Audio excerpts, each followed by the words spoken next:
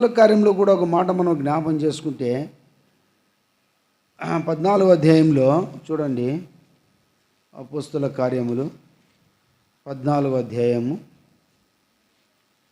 22 వచనాన్ని మనం అందరం కలిసి చదువుకుందాం. ఈ భాగాన్ని మనం అందరం కలిసి చదువుదాం. శిష్యుల మనస్సులను దృఢపరచి విశ్వాసమందు నిలకడగా ఉండవలెననియు అనేక శ్రమలను అనుభవించి మనము దేవుని రాజ్యములో ప్రవేశింపవలనియు వారిని. అంటే ఇక్కడ పరలోక రాజ్యము అనేది, దేవుని రాజ్యము అనేది మరి మనం పొందాలి అంటే మనము అనేక శ్రమలను అనుభవించి, ఇక్కడ రాబడి మనము శ్రమలు అనుభవించి, యేసుప్రభువు వారు కూడా మనకు రక్షణ ఇవ్వడానికి కొరకై మరి గమని వెలుపట ఏమైనా అంటే ఆయన శ్రమ పడేను. అంటే ప్రభు మనకు రక్షణ ఇవ్వడానికి కొరకు ఆయన శ్రమ పడ్డాడు. ఆయన శ్రమ పడకపోతే లేదా శ్రమ పొందకపోతే నీకు నాకు రక్షణ అనేది లేదు. ప్రభు మన నిమిత్తము తన ప్రాణమును పెట్టినవాడిగా ఉన్నాడు. అయితే ఈ విషయాన్ని మనం గమనిస్తే ఇప్పుడు రక్షించబడిన మనం దేవుని పిల్లలమని ఆత్మ తానే తేటగా ఇక్కడ మన ఆత్మతో తెలియపరచడం మనం చూస్తూ వచ్చున్నాం. అయితే ఇప్పుడు మనము ఇక్కడ శ్రమ పడేవారిగా ఉండాలని అపోస్తలుడైన పౌలు ఇక్కడ ఈ మాట చెప్తున్నాడు. మనం పిల్లలమైతే వారసులము. పిల్లలమైతే మనం ఎవరంట? ఇప్పుడు ఒక తండ్రికి కుమారుడు ఉన్నాడంటే వారసుడు. ఇప్పుడు తండ్రి ప్రయాసపడి ఆస్తి సమకూర్చినప్పుడు మరి ఆ ఆస్తిని సంరక్షించి కాపాడుతూ కుమారుడు కూడా దాన్ని కాపాడుకుంటూ మరి ఎప్పుడైతే ఉంటాడో యోగ్యుడిగా దాని వారసుడికి చేపడతాడు. ఒకవేళ ఆస్తిని దుర్వినియోగం చేసుకుంటే ఉన్న ఆస్తి అంతా ఏమవుతుంది? పోగొట్టుకుంటాడు. అంటే తండ్రి కుమారుని కొరకు ఏం సిద్ధపరిచినాడు? ఆస్తి. అంటే ఆస్తిని పొందేది ఎవరు? ఇప్పుడు కుమారుడు వారసుడు. ఇప్పుడు పరలోక రాజ్యము దేవుడు మన గురించి సిద్ధపరిచాడు. అందరికీ పరలోక రాజ్యం లేదు. బైబిల్ పట్టుకున్నంత మాత్రాన, ఏదో మందిరానికి వచ్చినంత మాత్రాన, ఏదో మనం ఆరాధన చేశామన్నంత మాత్రాన, లేకపోతే ఏదో సమర్పించుకొని వెళ్ళిపోతున్న మాత్రాన కాదు ఇది. ఇవన్నీ చేయవలసినవే. అయితే ఇక్కడ మనం గమనించాలా, దేవునితో పాటు మనము కూడా ఇక్కడ ఏం పొందాలంట? శ్రమ పడేవారిగా ఉండాలి. చూడండి, మనకి ఏదైనా ఒక ఉద్యోగం వచ్చిందనుకో, ఉద్యోగం రాకముందు మనం ఏం చేస్తాం? ప్రభా ఉద్యోగం తెచ్చే ఉద్యోగం ప్రార్థన చేస్తాం. ఉద్యోగం వచ్చిన తర్వాత ఏం చేస్తారంటే ఏం తమ్ముడు రావు మందిరానికి అంటే ఏడనమ్మ ఆఫీసర్లు ఆ పని చెప్తున్నా ఈ పని చెప్తున్నా, నాకు అది ఇది అదే బిజీ ఇది బిజీ అన్నీ బిజీ అనంట. మనం చెప్పలేం. బైబిల్లో ఏమిటంటే ముసుకునేటువంటి మీ యజమానులకు ఏం చేయాలంట? లోబడి ఉండి అన్నారు. మంచిదే. కొన్ని స్థలాల్లో నేను ప్రారంభ దినాలు విశ్వాసులు చూశాను. వాళ్ళు కొంతమంది వాళ్ళకు ఏదైనా ఆ దినాన సండే ప్రత్యేకంగా ఒక డ్యూటీ వేసినప్పుడు వాళ్ళ డ్యూటీ చేసిన దాన్ని బట్టి వారికి ఏదో టీఎను డిఏను ఇవన్నీ ఏర్పాటు చేస్తారు. ఆ దినాల వల్ల లేదన్నా, లేదు సార్ మాకి మందిరానికి వెళ్ళాలా, ఖచ్చితంగా నాకు డిఏ వద్దు టీఏ వద్దు, నాకేమొద్దు, నాకు వచ్చే జీతం నాకు చాలని చెప్పి వాళ్ళు సెలవు దినాన్ని వారు ఆచరిస్తూ దేవుని గణపరిచే వారిని చాలామంది చూస్తూ వచ్చాను. ఏదో టీఏ డిఏ వస్తాయని చెప్పేసి ఆ దినాన 500 1000 రూపాయలు అని చెప్పేసి డ్యూటీకి వెళ్తే ముసుగురైన మీ యజమాని లోబడి ఉండే మాట ప్రకారము మనము దాన్ని వాడక చేసుకుని పోవడం సరైన క్రమము కాదది. అయితే మనము ఇది నా ప్రభు దినము, నా ప్రభుని ఆరాధించవలసిన దినము, నా ప్రభుకి ఇవ్వాల్సిన సమయం ఇది, కాబట్టి నా ప్రభుని నేను ఘనపరచాలి అనేటువంటి మనం పాటించాలి. అంటే ఉద్యోగం రాకమునుపు ఉద్యోగం కొరకు ఎదురు చూస్తూ వచ్చాం. ఉద్యోగం వచ్చిన తర్వాత మనం ఏం చేస్తున్నామంటే ప్రభువును ఘనపరచలేకపోతున్నాం. ఆ ఉద్యోగం కొరకు ఎంత ప్రయాసపడతామంటే రాత్రి ప్రయాసపడతాం, రెస్ట్ లేకుండా ప్రయాసపడతాం. మరి ఇంటికి వచ్చి అలసిపోయి పండుకుంటాం. నేను కూడా అలసిపోయాను. ఇప్పుడు చెప్పాలంటే మీ అందరూ తెలియదు ఈ విషయం. నేను కూడా అలసిపోయాను. నిద్ర వస్తుంది, ఊరికైనా కూర్చుంటే తూ వస్తుంది. ఎందుకంటే ప్రయాణం ఉన్నది. హైదరాబాద్కి వెళ్ళినాను. రాత్రి వచ్చేసరికి తెల్లారి 4:30 అయింది.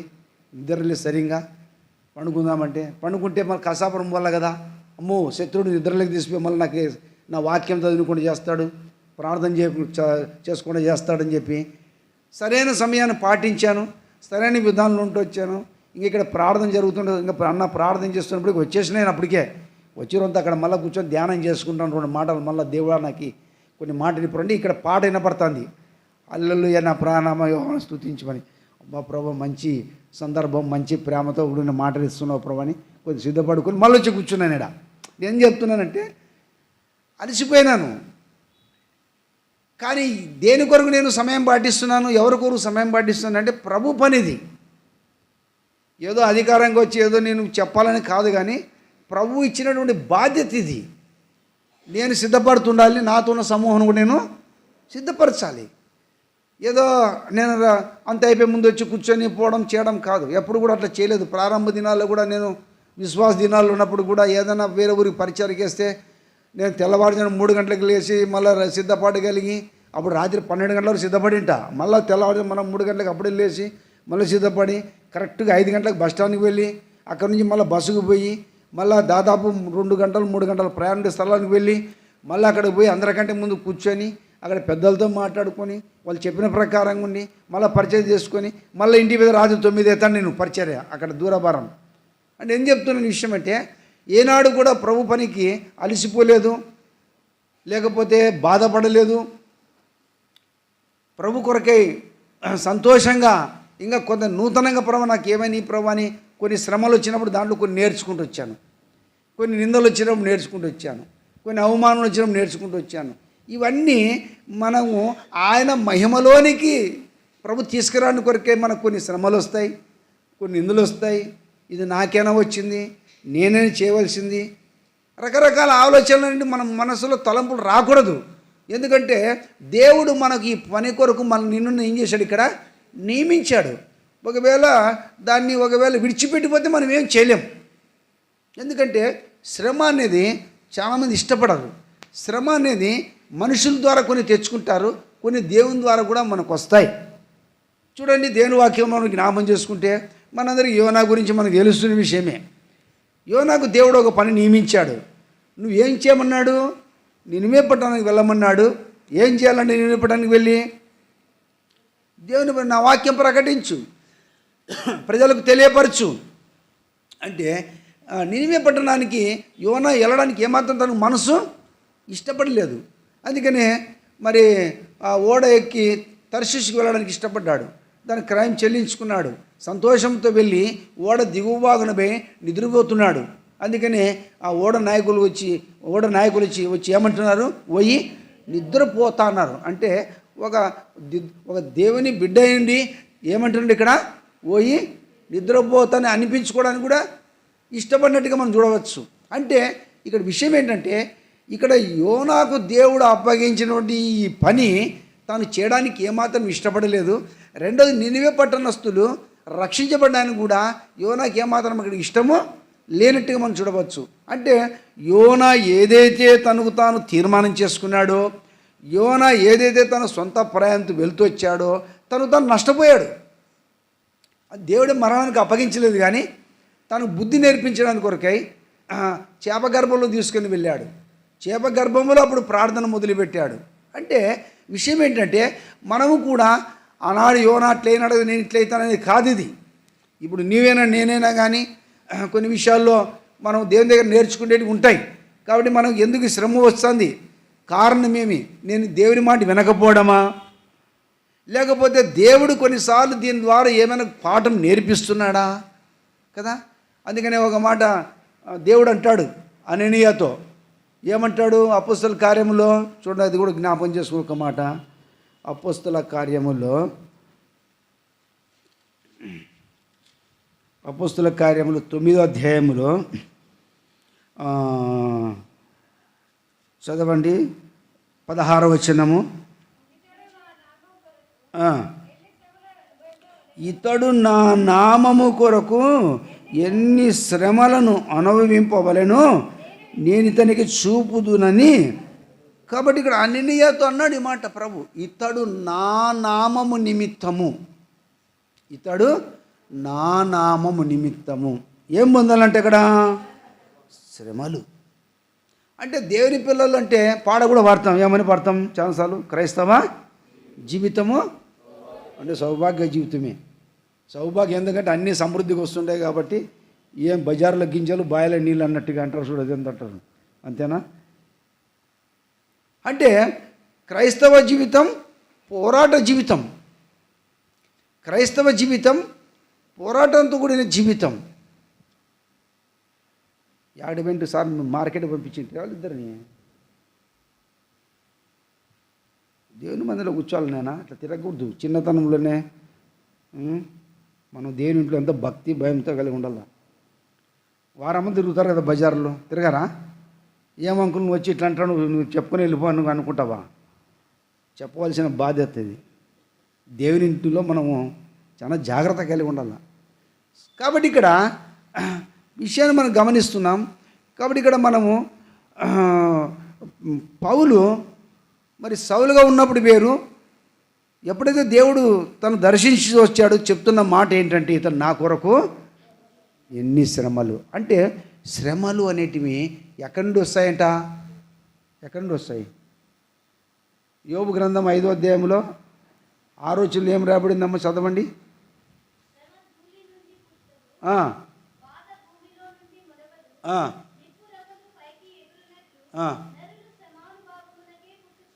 ఏందంటే ఇది కొత్త మాట. ఇది నిప్పురవలు పైకి ఎగురినట్లు నరులు శ్రమ అనుభవముకే. అంటే శ్రమ దుల్లుల నుండి పుట్టది ఇది.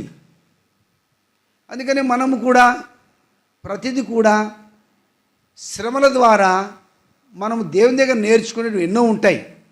ఇది మనిషిని ఉద్దేశించి కాదు, ఇంకో వ్యక్తిని ఉద్దేశించి కాదు.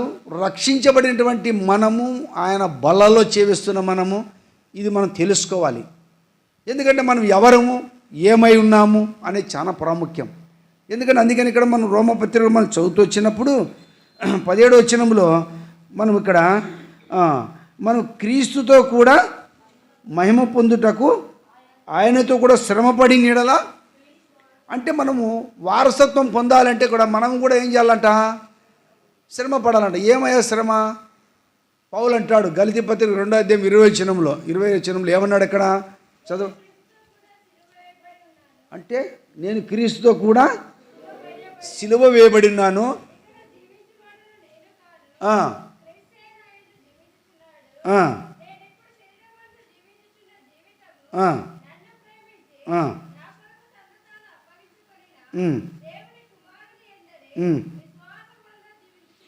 కాబట్టి ఇక జీవించేవాడు నేను కాను.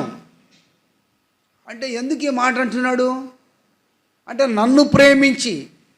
కాబట్టి నన్ను ప్రేమించిన ఆ ప్రభు ఎట్లా ప్రేమించాడు, ఏ రీతిగా ప్రేమించాడు కదా. ఆ ప్రేమను గురించి అనేక సంగతులు ఈ పత్రికలో రాయబడుతూ వచ్చాయి. ఆ సందర్భం ఒకటే కాదు, అనేక సందర్భాలు ఉన్నాయి. ఆ ప్రేమను గురించి వర్ణించలేం, ఎన్నో రకాలు ఉన్నాయి. పౌలు రక్షించబడిన తర్వాత 13 పత్రికలు రాస్తే 13 పత్రికలో ఎంతో విలువైన శక్తివంతమైనవి మాటలు. ఒక్కొక్క వచనములో కొన్ని దినాలు లేదా కొన్ని నెలలు కూడా ధ్యానించుకునేటువంటి విధానమైన మాటలు ఉన్నాయి. ఏదో వచనం చదువుకొని వదిలిపెట్టేది కాదాటికి. కాబట్టి ఇక్కడ నేను క్రీస్తుతో కూడా ఎందుకు సిలువేయబడి ఉన్నాను? కాబట్టి ఆయన నా నిమిత్తము సిలువేయబడ్డాడు. నేను పరలోక రాజ్యమునకు వారసత్వం పొందాలి అంటే నేను కూడా ఏం పొందాలంట? శ్రమ పొందాలి. అందుకని చూడండి రోమపత్రిక ఒక మాట, ఇక్కడ రోమపత్రిక లేకపోతే కొరింథీ రాసిన పత్రికలు చూస్తాం ఒక మాట. 2వ కొరింథీ పత్రికలోకి వద్దాము ఒక మాట. 2వ కొరింథీ పత్రికలో 5వ వచనం అందరూ చూద్దాం. 5వ వచనం, మేము మాసిదోనియాకు వచ్చినప్పుడు మా శరీరం ఏమాత్రం విశ్రాంతి పొందలేదు. 2వ కొరింథీ పత్రిక 7వ అధ్యాయం 5వ వచనం అందరూ చూద్దాం. మేము మాసిదోనియాకు వచ్చినప్పుడు మా శరీరం ఏమాత్రం విశ్రాంతి పొందలేదు. ఎటు పోయినను మాకు శ్రమయే కలిగింది. వెలుపట పోరాటము, లోపట భయం కదా. అంటే పౌలు ఇక్కడ తన పరిచర్య విషయంలో తను చెప్తున్న మాట కొరింథీ సంఘానికి.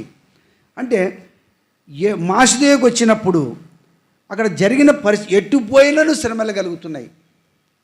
ఎన్ని రకాల శ్రమలంటే ఆ శ్రమల గురించి ఈ 7వ అధ్యాయములో అనేక రకాలుగా వ్రాయబడుతూ వచ్చాయి.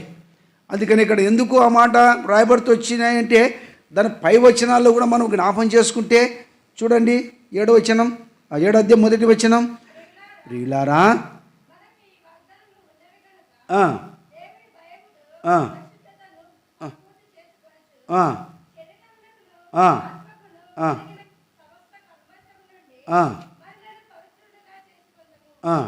రెండు కూడా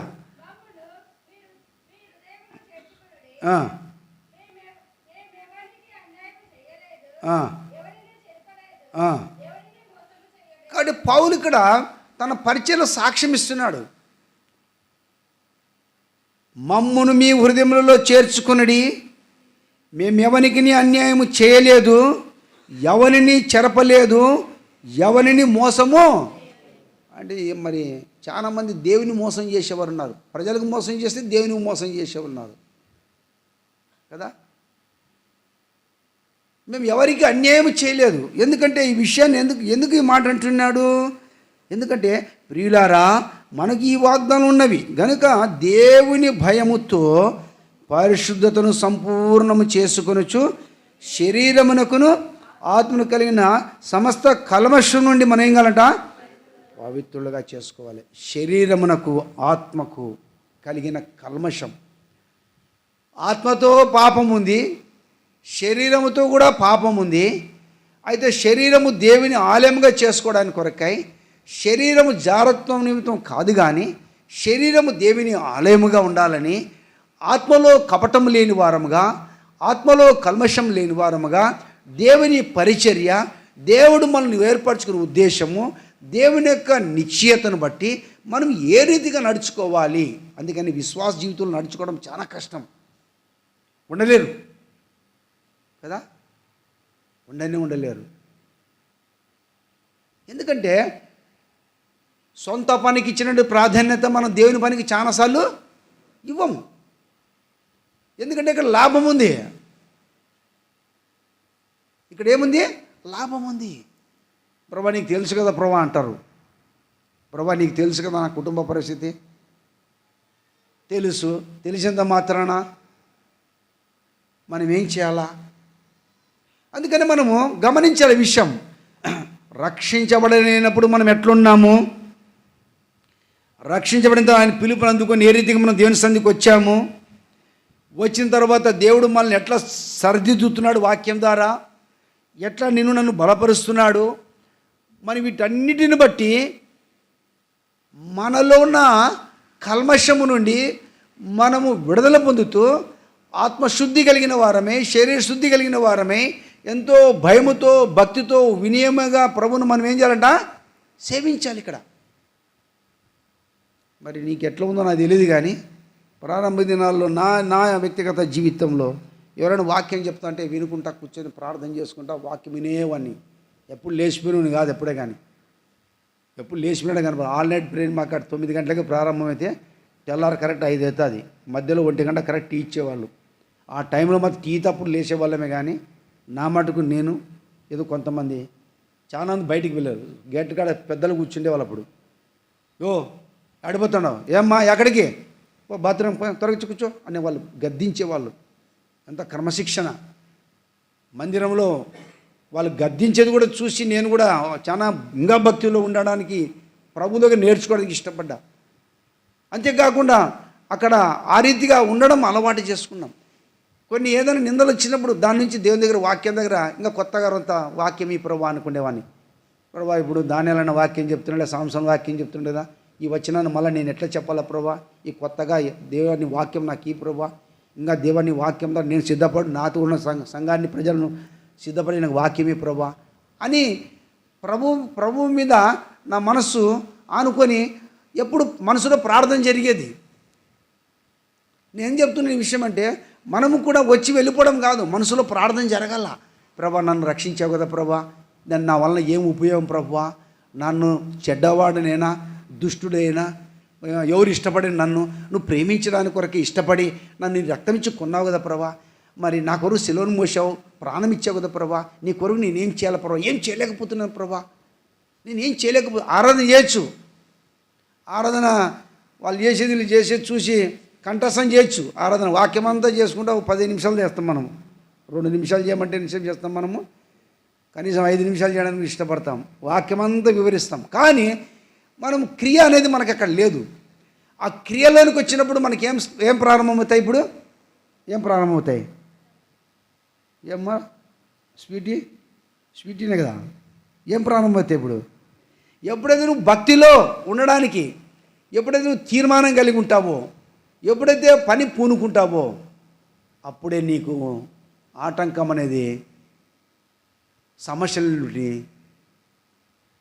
చాలామంది తల్లిదండ్రులు కూడా ఎరుగుదును, మళ్ళీ ఇక్కడ కాదు, మళ్ళీ ఇక్కడ ఎవరు తల్లిదండ్రులు అటువంటి వాళ్ళు లేరులే, వాళ్ళు చేసుకుంటే లేరా పని, వచ్చాయి నీకెందుకు అవసరం లేదు అనుకుంటే దినాలు తల్లిదండ్రులు కూడా చూసినాం. అంత వాళ్ళే ప్రేమించుకుంటారు, వాళ్ళు ఉంటారు, నీకేం పట్టింది అనుకునే వాళ్ళు కూడా. అంటే వాళ్ళ పిల్లల్ని ఎవరు చెడుపుకుంటున్నారు? ఎవరు చెడిపేది? రే మేమన్నా సరిగా లేము, నువ్వన్నా ఆత్మీయంగా ఉండరా, దైవికంగా ఉండరా, ప్రభువులో మాదిరిగా ఉండని మన పిల్లలు మనం ప్రోత్సాహపరచాలా. మన కుటుంబాన్ని మనము ఆత్మీయ కట్టుకోవడానికి ఇష్టపడాలా. ఎందుకంటే ప్రారంభం కుటుంబంలోనే సమస్యలన్నీ వచ్చాయి. ఆ కుటుంబంలో సమస్యలన్నీ ఎక్కడికి వస్తాయి? మళ్ళా సంఘంలోకి వస్తాయి. సంఘంలో సమస్యలు ఎక్కడికి వస్తాయి? మళ్ళా బజార్లోకి పోతాయి. వాళ్ళు ఎవరు ఉండారబ్బా కరెక్ట్గా, అంతా వాళ్ళు అంతా ఉంటారు కానీ అట్లా వస్తారు పోతారు, ఎవరు సరిగ్గా లేరు అని అంటారు మన గురించి. మన గురించి అనుకున్నప్పుడు ఎవరికి నిందలు వస్తాయి? ఇప్పుడు నిన్ను బట్టే కదా దినమేళ నా నామము అన్ని జనుల మధ్య. అందుకని మనము ఈరోజు తీర్మానం కలిగి ఉండు. నీకేమంత జ్ఞానము లేదేమో నువ్వు అనుకోవద్దు. నీకు మా చెప్పే మాకంటే ఎక్కువ జ్ఞానం మీకు ఉంది లేదా? మంచి జ్ఞానం ఉంది, మంచి వివేచన ఉంది. ఓ తీర్మానాలకు రావాలా, నిన్ను బట్టి కొన్ని ఆత్మలు రావాలా, నిన్ను బట్టి ఆత్మలు నశించిపోకూడదు, నష్టపోకూడదు, వెళ్ళిపోకూడదు, ఆత్మలు ప్రభులోనికి రావాలి. నేను ఇక్కడికి వచ్చినప్పటి నుంచి ఏ ఇంటికి వచ్చినా కానీ ప్రతి ఒక్కరికి వాక్యమే చెప్పినాను. కానీ ఇట్లా ఉండండి, ఆత్మీయంగా దైవికంగా ఉండండి, తీర్మానం చేసుకునేది మాటలు తప్ప ఎక్కువ వేరే మాటలు మాట్లాడలేదు ఇక్కడేది ఎక్కడైనా కానీ. ఎందుకు చెప్తున్నాను ఈ మాట అంటే, ప్రభు నన్ను లెక్క అడుగుతాడు. ప్రభు నన్ను లెక్క అడుగుతాడు. ఎందుకంటే ఆహారం నీళ్ళ మీద వేయమన్నాడు, మనం వేస్తున్నాం, విశ్వాసం చేస్తున్నాం, దేవుడు దాన్ని ఫలింపజేస్తాడు. అందుకని ఇక్కడ మనము నేర్చుకోవాల్సిన విషయం ఏంటంటే, ఆత్మకు శరీరమునకున్న కల్మషము నుండి ఏం కావాలంట? మనము ఏం కావాలంట? పరిశుద్ధపరచబడాల. ఎందుకంటే మేము మాసిదోలు ఉన్నప్పుడు ఎటుపోయినా మాకేమున్నాయి? ఇక్కడ శ్రమలే ఉన్నాయి. ఎందుకంటే మనం ఎవరమంట? ఇప్పుడు ఎవరమంట? చూడండి 6వ అధ్యాయం 2 కొరింథీ పత్రిక 6వ అధ్యాయం చదువుదామా? 18 వచనం, మళ్ళీ 16, 17 కలిసి ఉన్నది చదువుదాం. అందరూ కలిసి 16, 18 కలిసి ఉన్నది చదువుదాం. అందరూ చదువుదాం. దేవుని ఆలయమునకు విగ్రహముతో ఏమి పొందిక, మనము జీవము గల దేవుని ఆలయమై చాలు. మనం ఎవరంట? జీవము గల దేవుని ఆలయమే ఉన్నాం. ఇప్పుడు దేవుని ఆలయము ఎక్కడ ఉంది అంటే నీలోనే. నీవే ఒక దేవుని ఆలయము, నీ ద్వారా దేవుని మహిమ కలగాలి. అందుకని అక్కడ అంటాడు, ఏమంటాడు మళ్ళీ అక్కడ కింద వచనంలో, నేను వారిలో నివసించి సంచరింతును, నేను వారికి దేవుడిని ఉందును, వారు నాకు ప్రజలే ఉందురు, కావున మీరు వారి మధ్య నుండి బయలు వెళ్ళి ప్రత్యేకంగా. కాబట్టి ప్రత్యేకత అనేది ఇక్కడ పౌలు ఇక్కడ చెప్తున్నాడు. అక్కడ కూడా అపోస్తల కార్యంలో మనం వచ్చేతలకే 2వ అధ్యాయము 40వ వచనంలో కూడా పేతురు భక్తుడు అదే మాట అంటాడు. ఏమన్నాడు అక్కడ?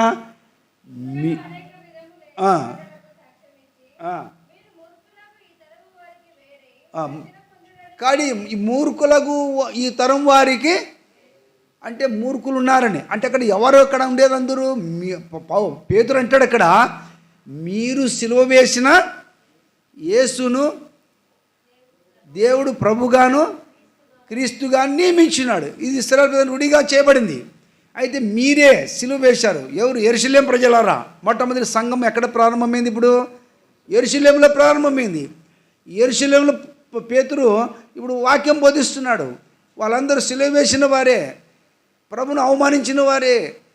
కాబట్టి అటువంటి వారికి సువార్త చెప్తున్నప్పుడు ఇంకా వాళ్ళందరూ వాక్యంతో పొడవబడిన వారే ఇప్పుడు వాళ్ళంతా ఏమన్నారంటే, అయ్యా మేమేం చేయాలంటే మీరు మూర్ఖులకు ఈ తరం వారని వేరే కాబట్టి మీరు వేరు కావాలి, ఇప్పుడు మూర్ఖులను వేరు కావాలా.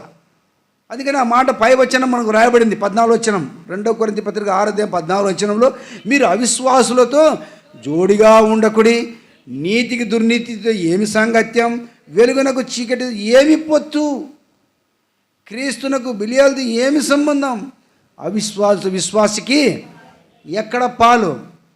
అందుకనే మనము దేవుని వారసులము కాబట్టి అవిశ్వాసిగా ఉంటే దేవునికి వారసులం కాలేము.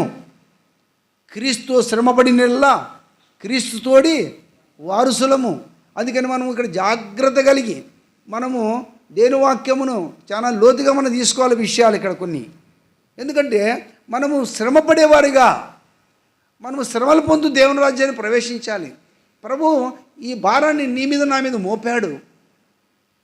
బోధించే వారికే కాదు, వీళ్ళు ఏదో బోధించి వెళ్ళిపోతారన్నది కాదు, నువ్వు బోధకుడిగా లేదా మంచి ప్రార్థనాపరుడిగా ఆత్మను రక్షించడానికి ప్రభులోనికి అనేక నడిపించేవాడిగా నువ్వు కూడా సిద్ధపాటు కలిగి ఉండాలని దేవుని యొక్క ఉద్దేశం ఏంది.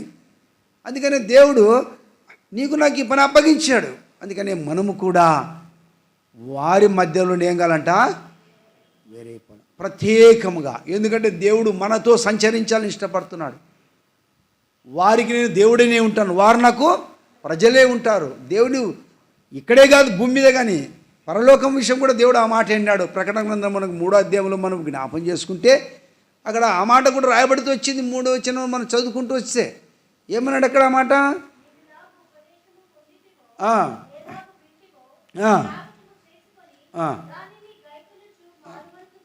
ప్రకటన 21వ అధ్యాయము, ప్రకటన గ్రంథం 21వ అధ్యాయము 3వ వచనం,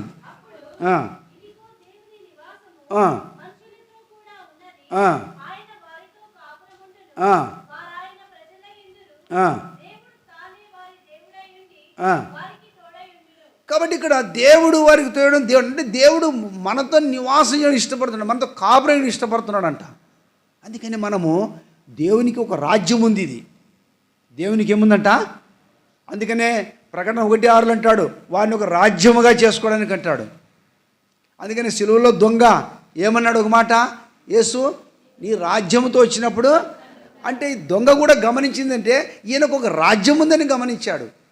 ఈనాడు నీవు నేను కూడా వాక్యం వింటున్న మనము, ఆయన గురించి గుర్తించిన మనము, ఆయనకి ఏముంది ఇక్కడ, ఒక రాజ్యం ఉంది. అంటే మన భక్తి మన విశ్వాసం అంతా ఒక దినమన మన ప్రభుత్వం ఉండాలనే కదా ఈ ప్రయాస కదా. ఎందుకంటే కొన్నిసార్లు మనం కూడా ఇంట్లో కూడా సంఘములో కూడా ఎక్కడైనా కానీ కొద్దిగా మాట్లాడే విషయంలో యథార్థంగా మనం మాట్లాడాలి. కొన్ని విషయంలో మనం చాలాసార్లు బంధుప్రీతి ఎక్కువ ఉంటుంది, కుటుంబ ప్రీతి ఎక్కువ ఉంటుంది, దేవుని కంటే ఎక్కువ మనం వీరిని ప్రేమిస్తూ దేవుణ్ణి ప్రేమించక మనం చాలాసార్లు నిర్లక్ష్యమైన జీవితం కలిగి ఉంటాం. అందుకనే మనకు వస్తున్న శ్రమలు ఎందుకు వస్తాయంటే దేవుని ప్రేమించకపోవడమే. ప్రేమించిన వారికి మేలు కలిగే సమస్తము కూడా సమకూడి కూడా జరుగుతాయి. అందుకనే కీర్తన గ్రంథంలో మాట అంటాడు కదా, ఒక మాట కీర్తన కాడేమంటాడు చూడు, ఒక మాట జ్ఞాపకం వస్తుంది. కీర్తన గ్రంథము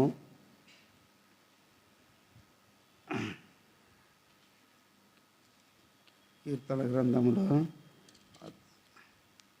అతడు నన్ను ప్రేమించుచున్నాడు గనక అనే మాట మనకి ఇక్కడ కనబడుతుంది. 90 కీర్తనలో చదువమ్మా ఆ మాట.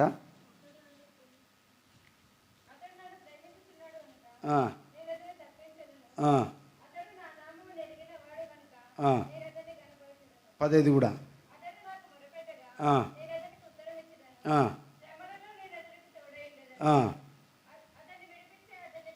చాలు. కాబట్టి ఇక్కడ అతడు నాకు మొరపెట్టగా నేను అతనికి ఉత్తరం ఇచ్చేదను, శ్రమలో నేను అతనికి, అంటే దేవుడు తోడు, ఎప్పుడు దేవుడు తోడే ఉంటాడు. ఇక్కడ అతడు నన్ను ప్రేమించుచున్నాడు గనక, అంటే మనం దేవుని ప్రేమిస్తే దేవుడు మనకేమంటాడంట, తోడే ఉంటాడు. దేవుని ప్రేమించకపోతే దేవుడు ఎందుకు తోడుగా ఉంటాడు? అందుకనే పరిశుద్ధాత్మ దేవుడు అక్కడ హెచ్చరిక చేస్తాడు. ఏ విషయం హెచ్చరిక చేస్తాడు? పాపము గురించి, నీతిని గురించి, తీర్పుని గురించి జాగ్రత్త అంటాడు. ఏం పర్వాలేదు, ఏముంది అని అనుకుంటే, హృదయాన్ని కఠినపరుచుకుంటే మనం ఏం చేయలేం. ఏమవుతాం? కీడులో పడతాం. అందుకని మనం జాగ్రత్త కలిగి, ఇప్పుడు మనము గమనించాలి, అక్కడ నాకు శ్రమ వచ్చింది, లేకపోతే నేను సమస్యలో ఉన్నాను, నాకు సహాయం ఏమీ లేదు అని మనం ఎప్పుడు కూడా చింతించి బలహీనులు కాకూడదు. మన విశ్వాసము, మన భక్తి దేవుని మీదనే మనం ఆధారం కలిగి ఉండాలి. మన పితరులు కూడా ఆ రీతి భక్తి కలిగిన వారే ఉండి ఏమైనారంట చూడ. హెబ్రీ రాసిన పత్రిక ఒక మాట జ్ఞాపకం వస్తుంది. హెబ్రీ రాసిన పత్రిక 11వ అధ్యాయం అనుకుంటా, 11వ అధ్యాయం 37వ వచనం, 36 నుంచి చదువమ్మా.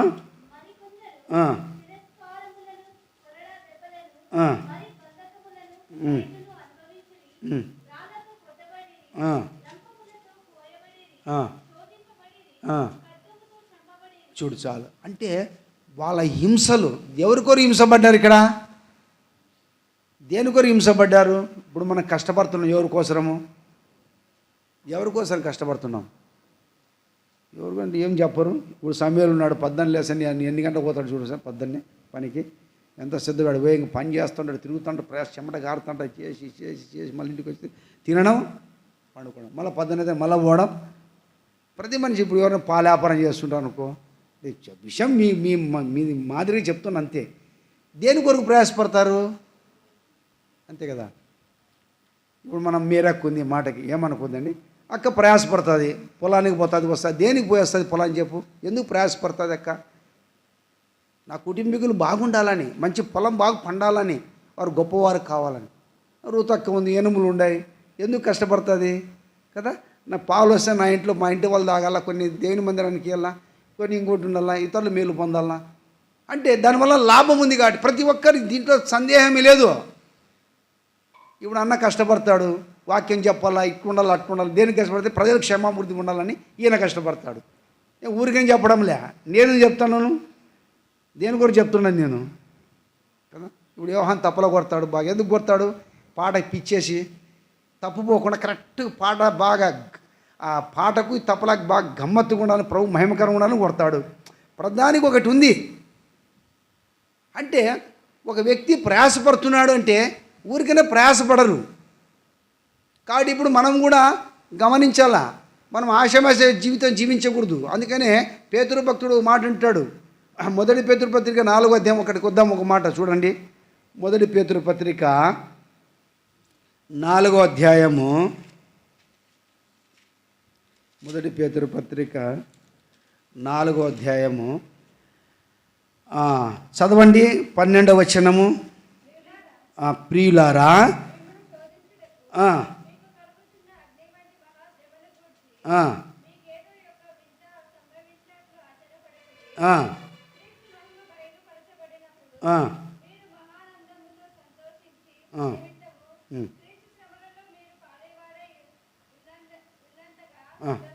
చాలు. కాబట్టి ఇక్కడ ప్రియులారా మిమ్మును శోధించుటకు అని రాయబడింది. ఇక్కడ మిమ్మల్ని శోధించుటకు మీకు కలుగుచున్న అగ్ని వంటి మహాశ్రమను గురించి మీకు ఏదో ఒక వింత సంభవించినట్లు ఆశ్చర్యపడకండి.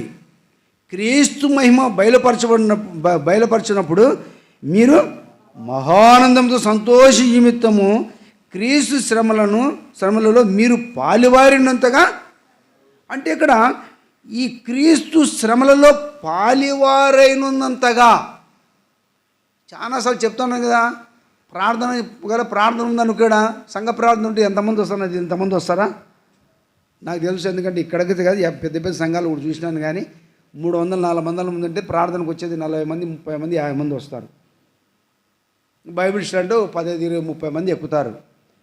కానీ ఆదివారం వచ్చి అనంత జనము మిగతా మధ్య కుడులకి రాలేరు. ఎందుకు రాలేరు అంటే శరీరము ఇష్టపడదు. ఎందుకంటే ప్రార్థన ద్వారా గొప్ప కార్యాలు జరుగుతాయి కాబట్టి ప్రార్థన జరగకుండా శత్రుడు సాతాను ఏదో ఒక పని చూపిస్తాడు.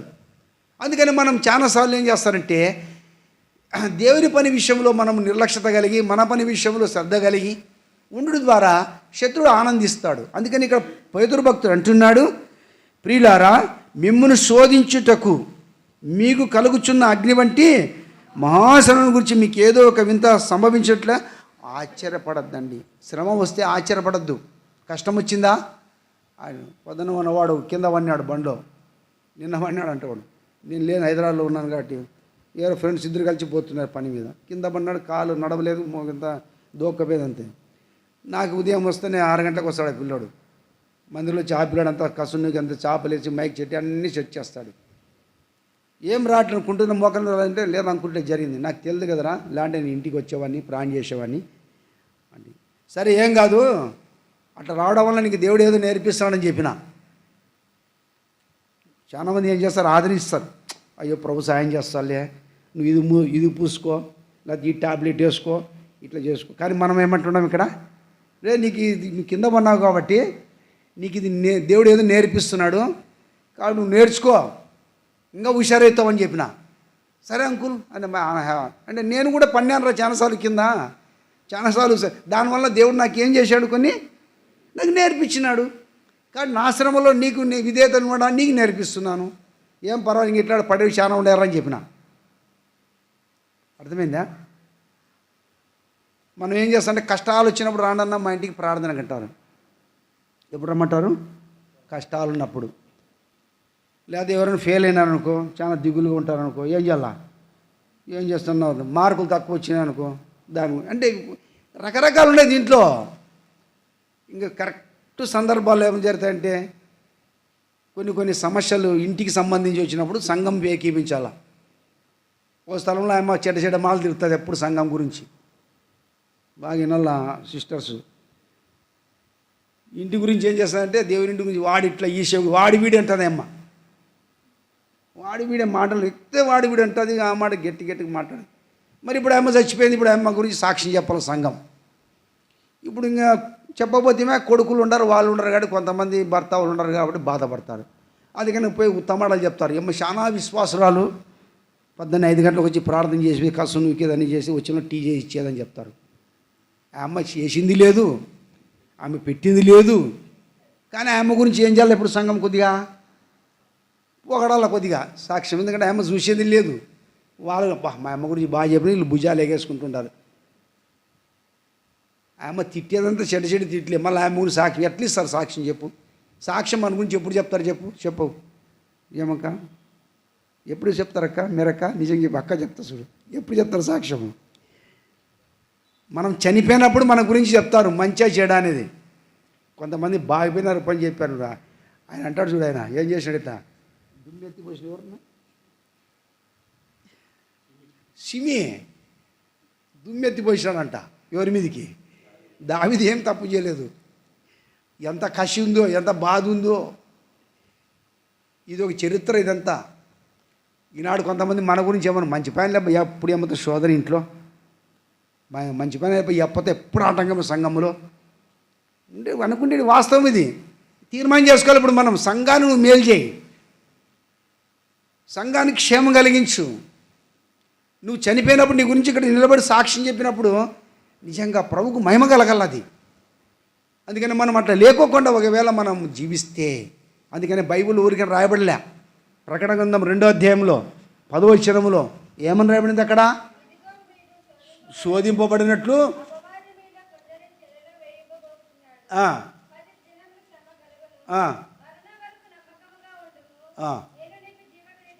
ఎప్పుడు ఇస్తాడు జీవ కిరీటము? ఊరికైనా కిరీటం ఎట్లా వస్తుంది చెప్పు? ఊరికైనా కిరీటం వస్తుందా? ఊరికైనా రాదు కిరీటము. కాబట్టి ఇక్కడ మనము మరణం నమ్మకంగా ఉండాలి. ఇదిగో అపవాది మీలో శోధించినట్లు శోధన వస్తాయి.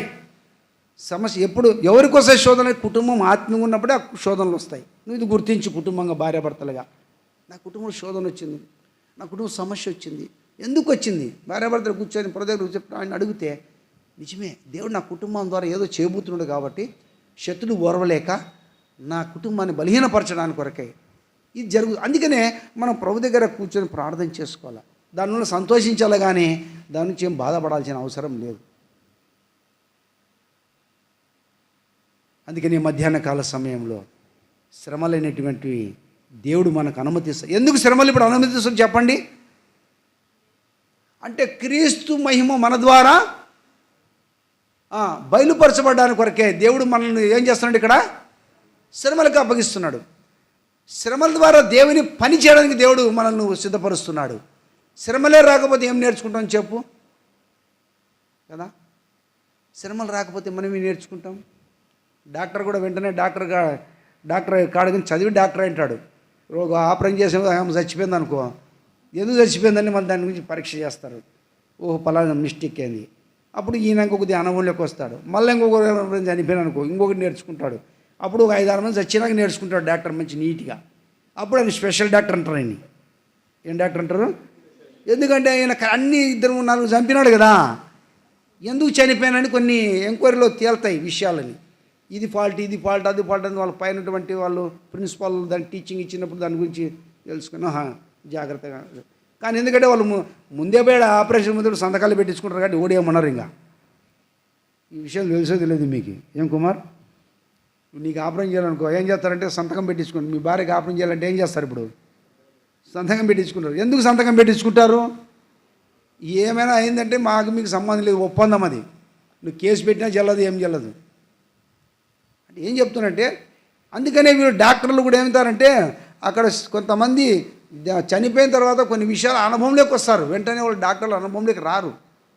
సైకిల్ నేర్చుకునేటప్పుడు కూడా చాలాసార్లు పడతారు, కింద పడరా?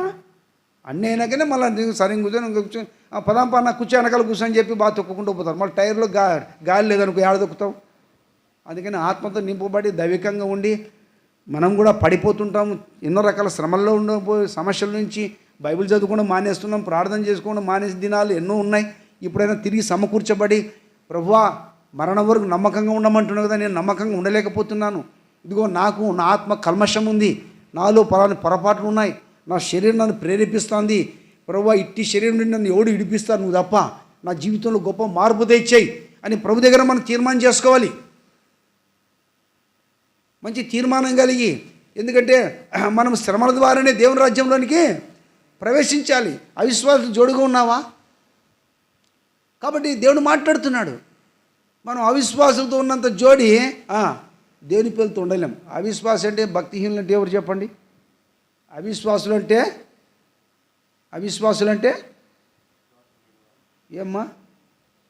ఏమక్క చెప్పడు కొనుక్కోద్దండి గుడిని. దేవుని పిల్లలే, వాళ్ళు దేవుని తొలిపినారు కాబట్టి ఏమైనారు వీళ్ళు? అవిశ్వాసులు. భక్తిహీనులు అంటే వాళ్ళే. లోకస్తులు అంటే వాళ్ళ లోకంలో దేవుడు ముందే వాళ్ళకి తీర్పు తీర్చినాడంటే ఏం వాళ్ళ గురించి ఏం మాట్లాడాల్సిన అవసరం. వాళ్ళు లోకస్తులు. దేవుడు లోకానికి ముందు అప్పుడే తీర్పు తీర్చేశాడు. అందుకనే ఇక్కడ రాయబడింది చూడండి ఆ మాట. మళ్ళీ పేతురు పత్రిక ఆడికి వద్దాం, 4వ అధ్యాయానికి మరొక మాట చదవండి. 17వ వచనం.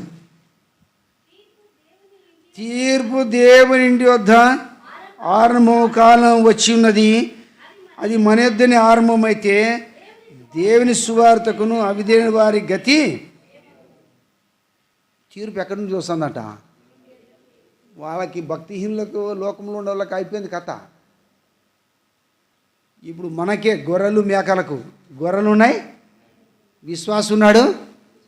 అందుకని అవిశ్వాసం ఎట్లున్నాడు, విశ్వాసం ఎట్లున్నాడు మత్తయి సువార్తలో మనకు తెలిసిన మాటలు ఉన్నాయి. విశ్వాసం ఎట్లుంటా అంటే సిద్ధపడగలుగుతాడు ప్రవచనుడు ఎదుర్కోవడానికి. అవిశ్వాసం ఎట్లుంటాడు? పడిపోతుంటాడు లేస్తుంటాడు, పడిపోతుంటాడు లేస్తుంటాడు, అనుమానంతో ఉంటాడు, అవిశ్వాసంతో ఉంటాడు కదా. అందుకని దేవుని ఆత్మను పోగొట్టుకొని దేవుని నడిపింపు లేకోకుండా, అందుకని మనము ఈ మధ్యాహ్న కాల సమయంలో దేవుని యొక్క తీర్పు ఎక్కడి నుండి ప్రారంభమవుతుందంట? ఇక్కడి నుంచి. అమ్మ నిన్ను సేవ పిలిచినాను, నువ్వు ఎట్లా సేవ చేస్తున్నావు? అయ్యా నిన్ను సేవకు నియమించాను, నువ్వు ఎట్లా సేవ చేస్తున్నావు? బాబు నిన్ను నీ దేవునితో పరిచారకుని పెట్టాను, నువ్వు ఎట్లా పరిచయం చేస్తున్నావు? ఇదిగో నేను రక్షించుకొని ప్రత్యేకించుకున్నాను, నువ్వు నా కొరకు ఏం చేస్తున్నావు? ప్రభు ఒక్కొక్కరు అందరిని అడుగుతాడు. బోధించి నన్ను కూడా నువ్వు బోధిస్తున్నావు, ఎట్లా బోధిస్తున్నావు, నువ్వు నిన్ను సిద్ధపరచుకొని బోధిస్తున్నావా లేకపోతే స్వార్థం బోధిస్తున్నావు, నన్ను కూడా దేవుడు అంటాడు.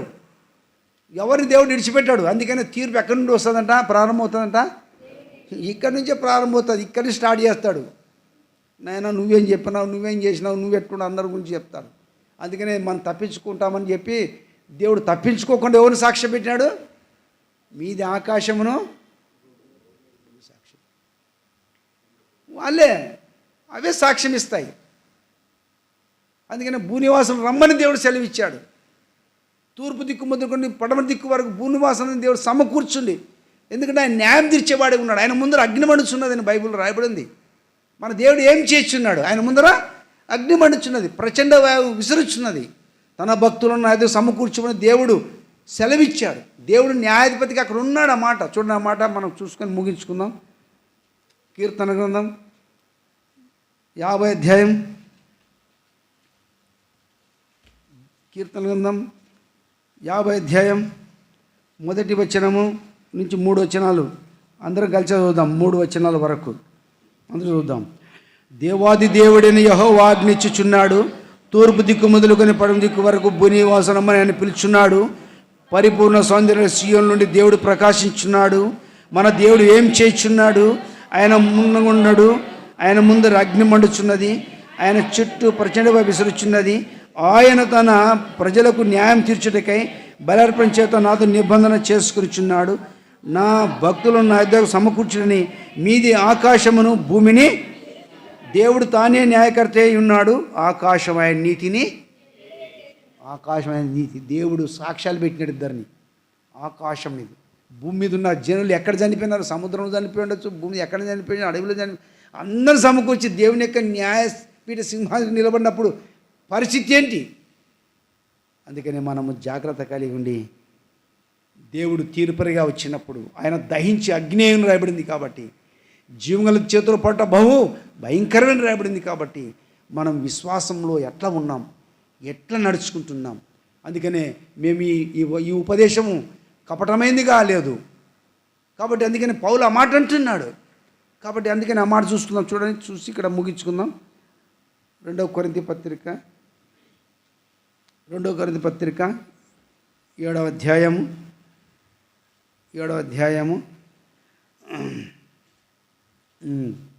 అధ్యాయంలో 5-6 వచనాలు మనం అందరూ చూద్దాం. 5-6 వచనంలో అందరూ చూద్దాం. మేము మాసిదోనియ వచ్చినప్పుడు మా శరీరం ఏమాత్రం విశ్రాంతి పొందలేదు, ఎటుపోయినను మాకు శ్రమే కలిగి, వెలుపట పోరాట లోపల భయం కలిగి, అయినను దీనిని ఆదరించి దేవుడు తీతు రాక వల్ల మమ్మను ఆదరించెను. అంతేకా ఇట్లా ఈ మాటలు మనము జ్ఞాపం చేసుకుంటూ వస్తే నిజంగా పౌలు అనేక విషయాలు ఇక్కడ రాస్తూ వచ్చాడు, ఈ మాటలు తెలియపరుస్తూ వచ్చాడు. అందుకని ఇక్కడ 7వ అధ్యాయం 1 వచనంలో కూడా హెచ్చరిక ఇచ్చాడు. 2వ వచనంలో కూడా దేవుడు హెచ్చరిక ఇచ్చాడు. 2వ వచనంలో ఏం రాయబడింది? మమ్మల్ని మీ హృదయములలో చేర్చుకోండి, మేము ఎవనికిని అన్యాయం చేయలేదు, ఎవనికిని చెడపలేదు, ఎవరిని. కాబట్టి మీరు కూడా గమనించాల. ఎందుకు హెచ్చరిక? ఎవరి కొరకు హెచ్చరిక? నీ క్షేమం కొరకు, నువ్వు ఆత్మీయ క్షేమం పొందాలని, శ్రమల ద్వారా దేవుని రాజ్యంలో ప్రవేశించాలని, శ్రమలు వచ్చినప్పుడు తప్పించుకొని వెళ్ళకూడదని, శ్రమలలో విధేయత నేర్చుకోవాలని, శ్రమల ద్వారానే దేవుని రాజ్యంలో ప్రవేశించాలని దేవుడు ఇష్టపడుతున్నాడు. నీ ఆలోచన నాకు తెలియదు. అందుకని పౌలు ఇచ్చిన సాక్ష్యం, ఇక జీవించేవాడని నేను కాదు, నా కొరకే తను తాను అప్పగించుకొని నన్ను ప్రేమించి నా కొరకు మృతి పొంది సమాజం తిరిగి లేచిన ఆయన కొరకు నేను జీవిస్తాను తీర్మానం. ప్రభు ముందే చెప్పాడు, ఇతను నా కొరకు ఎన్ని శ్రమలు అనుభవించాలో నేను చూపిస్తాను. ఈనాడు రక్షించబడిన తర్వాత దేవుడు కూడా కొన్ని శ్రమల ద్వారా తీసుకుని వెళ్ళి విధేయత నేర్పించి తగ్గింపులను తీసుకొస్తాడు. మనము వయసు గతించగలది మనలో కూడా క్రీస్తు యొక్క స్వార్థం ఏర్పడాలని దేవుడు మనల్ని కొన్నిసార్లు అనుమతిస్తాడు. కాబట్టి మన భక్తులందరూ కూడా శ్రమల గుండా వెళ్తూ వచ్చారు. అందుకని విధేయత అనేది చాలా అవసరం. యోనా అవిధేయత చూపాడు కాబట్టి తాను శ్రమ తెచ్చుకున్నాడు. తిరిగి దేవుడు తను సర్జానికి ఇష్టపడ్డాడు. అబ్రహాం దేవుడు పిలిచినప్పుడు శ్రమలో నిలిచాడు, పిలుపుకు లోబడ్డాడు. దేవుని దగ్గర విశ్వాసం తండ్రిగా నా స్నేహితుడు అనిపించుకోవడానికి అబ్రహామును దేవుడు ఇష్టపడుతూ వచ్చాడు. ఈ యొక్క మధ్యాహ్న కాల సమయంలో మనం కూడా దేవునికి ఇష్టలుగా ఉన్నామా, లేకపోతే మనం అవిశ్వాస జోడుగా ఉన్నామా, ఏదో మనం అయిపోయిందని వెళ్ళిపోయి అటు ఇటు వెళ్ళిపోయే వారికి ఉన్నామా? ఇది ఆషామాషి జీవితం కాదు. కానీ నీకు నాకు ఒక పులి స్టాప్ ఉంది, ఒక పులి స్టాప్. ఇంకా ఆగన్నాడు దేవుడు, ఇంకా అడుగు వేయొద్దన్నాడు, ఆగు అక్కడికే వచ్చేయన్నాడు. పరిస్థితి ఏంటి? ఒకవేళ దేవుని మాట ద్వారా ఒకవేళ మనకు భూమి మీద నుంచి మనం పిలుపుని అందుకుంటే మన పరిస్థితి ఏంటి? ఆ పిలుపుతో పాటు ప్రభుతో ఉండబోతున్నామా? ఉండే యోగ్యత ఉందా? నీ హృదయానికి తెలుసు, నీ అంతరాత్మ తెలుసు, నేను పోతాను లేదా పరలోకానికి. 100% గుర్తుపెట్టుకో. ఎవరు వాళ్ళే తీర్మానం. నేను మీ గురించి నేనేం చెప్పే అంతటి యోగ్యుని కాదు. నీ ఆత్మ ఎవరి వశంలో ఉంది? దేవుని వశంలో ఉంది. నువ్వు పరలోకానికి పోతావు లేదని నీకు తెలుసు, దేవుని తెలుసు. నేను పోతాను లేదని నాకు తెలుసు, దేవుని తెలుసు. ఒకవేళ పోలేని పరిస్థితి ఉన్నాను అనుకుని నేను చాలా భయం కలిగి భక్తి కలిగి తీర్మానం చేసుకొని ప్రభు దగ్గర సెట్ కావాల్సిందే. ఎందుకంటే వచ్చే దినాలని ఏ దినాలు? ఇప్పుడు మంచి మంచి దినాలు అంటున్నారు వాళ్ళు, మంచి దినాలు అంటున్నారు. మన మీరు అన్నేమో చెడ్డ దినాలు అంటున్నాడు. అందుకని మనం తీర్మానం చేసుకొని ప్రభువుకు అప్పగించుకుందాం. ఎటువంటి శ్రమల్లో ఉన్నాం, ఎటువంటి పరిస్థితులు ఉన్నాం కాబట్టి ఈ విషయాన్ని జ్ఞాపకం చేసుకొని రోమాపత్రిక 8వ అధ్యాయంలో మనం చదువుతూ వచ్చాం. 14 నుంచి కొన్ని వచనాలు దాని ప్రకారంగా ప్రభువుకు అప్పగించుకుందాం. అప్పగించుకొని మనము ముందుకు సాగిపోదాం. చదువు ఆ మాట చదివి ముందుకు పోదాం. చూడండి, రోమాపత్రిక 8వ అధ్యాయము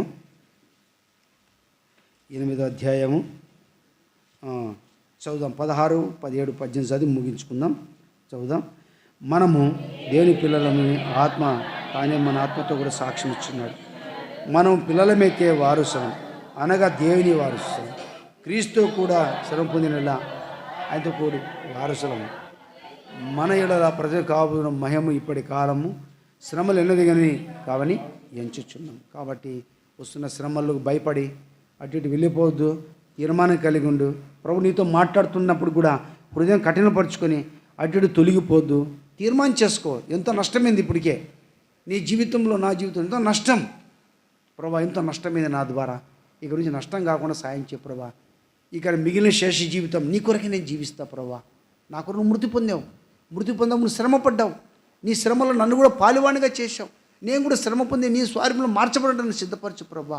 శ్రమలలో సనుగుడు గొనుగుడు కాకుండా వాక్యం దగ్గరికి వద్దాం, ప్రార్థన చేసుకుందాం, మందిరంలోకి వద్దాం, దేవుని ప్రార్థన చేద్దాం. కష్టం వచ్చినప్పుడు దేవుని మందిరానికి రా, విషయం తెలియపరచు. దేవుడు మనకు నేర్పిస్తాడు కొన్ని విషయాలు. కాబట్టి ఎట్లా ఉంది నీ జీవితం, ఏ రీతిగా ఉంది, ఇంకా ఎప్పుడు మనం ఏమైతే తెలియదు. ఎక్కడ చూసిన పరిస్థితులు ఘోరంగా ఉన్నాయి. ఇంక రేపు ప్రభుత్వం వచ్చిన తర్వాత ఇంకేం జరుగుతుందో తెలియదు. ఇంకా మన విశ్వాసం ఎట్లుంటుందో కదా, ఆ దినాల్లో ఏం జరుగుతాయో. మరి మణిపూర్లో జరిగిన పరిస్థితులు మనకన్నీ తెలుసు. ఇక్కడ కూడా ఏం జరగబోతే మనం జ్ఞాపం చేసుకొని ప్రభా కష్టదినాలు చూడకోకుండా ప్రభా విశ్వాసం ఉన్నట్టుగా సాయం చే ప్రభా అని ప్రార్థన చేసుకోవాలా. ఇతరులు ప్రభా మరి ప్రభా రక్షణలు నడిపించినట్టుగా ఒకవేళ తీర్పు ఇప్పుడే ప్రార్థన అవిశ్వాసాల విషయం ఏం ప్రభా అని కూడా ప్రార్థన చేయాల బాధ్యత నీకు నాకుంది. గమనించు, నీ చేతిలో ఉంది. దేవుడు నీకు నాకు అప్పగించాడు ఈ పని. ఎవరో చెప్తున్నారు, ఎవరు చెప్పుకొని వెళ్ళిపోతారని కాదు, కానీ నీకు నాకు బాధ్యత ఉంది. ఈ విషయంలో మనం ప్రాణం చేద్దాం, తీర్మానం కలిగి ఉందాం. మనం కూడా సెలవును మోద్దాం. ప్రభు ఒక పక్క ఉంటాడు, మనం ఇంకో పక్క ఉందాం. ఈ రెండు కలిసి మనము మోసినప్పుడు దాన్ని కాడిమాన్ అంటారంట. దాన్ని ఏమంటారంట? అందుకనే మనం కూడా కాడిమానం మోసే వారికి ఉండాలి. కాడి మోసే దాని కాడి ఏమయ్యా కాడి అన్నీ ఉంటాయి వెనకల. కుటుంబ బాధ్యత ఉంటుంది. ప్రభు అన్నాడు, ఎవడైనా నన్ను వెంబడింపగోనిడలా నన్ను తాను ఉపేక్షించుకొని తన సిలువనెత్తుకొని నన్ను వెంబడించాలి. అంటే కుటుంబం ముందు అన్నీ ఉండే. కుటుంబం చూడాలా, సంసారం చూడాలా, అన్ని తెచ్చిపెట్టాలా, నీళ్ళు లేకపోతే నీళ్ళు తెచ్చిపెట్టాలి, కాయగూరలు తెచ్చిపెట్టాలి, అన్నీ తెచ్చిపెట్టాలి. ఇంకా అది లేదు ఇది లేదు మళ్ళీ పోయి తీసుకొని రావాలి, టకటకని తీసుకొచ్చి మందిరంలో కూర్చోవాలి, దేవుని సన్నిధిలో ఉండాలి. ఇది ఊరికనే వచ్చి కూర్చొని అనుకుంటే వేది కాదు. ఇది అన్ని చేయాలి మనం. అప్పుడే ఈ కుటుంబం ఉంది కాబట్టి ఈ కుటుంబమే మనకి పెద్ద సిలువ. అది జ్ఞాపం చేసుకొని తీర్మానం చేసుకుందాం, పరీక్షించుకుందాం. మోకల మీదకి రండి, అటు ఇటు చూడొద్దు. ప్రభు నీ ద్వారా తృప్తి పొందుతున్నాడా, నా ద్వారా తృప్తి పొందుతున్నాడా, నీ మట్టుకు నీవు నా మట్టుకు నేను పరీక్షించుకుందాం, ప్రార్థన చేసుకుందాం, క్షమాపణ అడుగుదాం, సంఘక్షేమం కొరకై నిలిచుందాం యోధులుగా. జట్టి అయిన వాడి నియమ ప్రకారం పోరాడకపోతే మనకు కిరీటం లేదు. 10 దినములు నీకు శ్రమ కలుగును, నా మరణం నమ్మకంగా ఉండు, దేవుడు నీకు జీవకిరీటం ఇస్తాడు. అపనమ్మకం, అవిశ్వాసం ఉండవద్దు. ఇది జ్ఞాపం చేసుకొని పరీక్షించుకుందాం. అటు ఇటు చూడొద్దు, ప్రార్థనలో ఉందాం. ఇది గంభీరమైన సమయం. ఒక నిమిషం నీ మట్టుకు నీవు నా మట్టుకు ప్రార్థన చేసుకుందాం. ప్రభుకి ఎక్కడ ద్రోహకార్యం చేశాం, ఎక్కడ ప్రభు దుఃఖం కలిగించే పనులు చేస్తున్నాం, ఎక్కడ ప్రభుని కాదని వెళ్ళిపోతుంటే ప్రభు నీతో మాట్లాడుతున్నాడు. తిరిగి ప్రభు దగ్గరికి వద్దాం. ప్రభు నన్ను క్షమించు, ఎన్నోసార్లు దుఃఖ పెట్టాను, ఎన్నోసార్లు నేను విడిచి తిరిగాను, ఎన్నిసార్లు నేను కాని జీవితం జీవించాను, నా స్వార్థం కొరకు జీవించాను, నాకు మేలు చేయాలని బాధపడుతూ వచ్చాను, హృదయంలో కృంగిపోతూ వచ్చాను. నీ పని కొరకు కృంగిపోలే, నీ సేవ కొరకు కృంగిపోలే, నీ పరిచయం కృంగిపోలే, నా సంఘం కొరకు నేను ప్రయాసపడలేకపోయినాను, కానీ నా వ్యక్తిగత వాటి కొరకు కృంగిపోయాను, ప్రయాసపడుతున్నాను, కానీ లాభం లేదు, నష్టమే కొన్ని విషయాల్లో. దేవా, నా ఇంటి మీద ఉన్న భారం దేవుని ఇంటి మీద లేదు ప్రభు, నన్ను క్షమించని క్షమాపణ అడుగుదాం. అటు చూడొద్దండి, పరీక్షించుకుందాం. కళ్ళు మూసుకోండి.